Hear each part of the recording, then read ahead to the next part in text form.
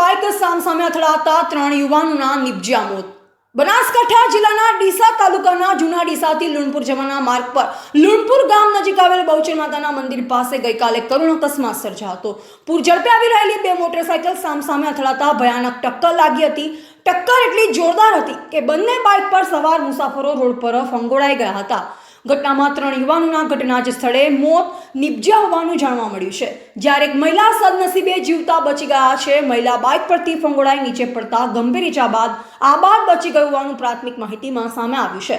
અકસ્માતમાં મોતને ભેટેલા યુવાનોના નામ પૈકી વજેસિંહ વેલસિંહ પરમાર ઉંમર વર્ષ 35, લુણપુર સિદ્ધરાસિંહ નરભેસિંહ દરબાર ઉંમર વર્ષ 24, કંબોઈ રણજીતસિંહ અજમલસિંહ સોલંકી દરબાર ઉંમર વર્ષ 26 દસાનાવાસ। અકસ્માતની જાણ થતાં જ સ્થાનિક લોકો તાત્કાલિક સ્થળ પર દોડી આવ્યા અને પોલીસને જાણ કરવામાં આવી।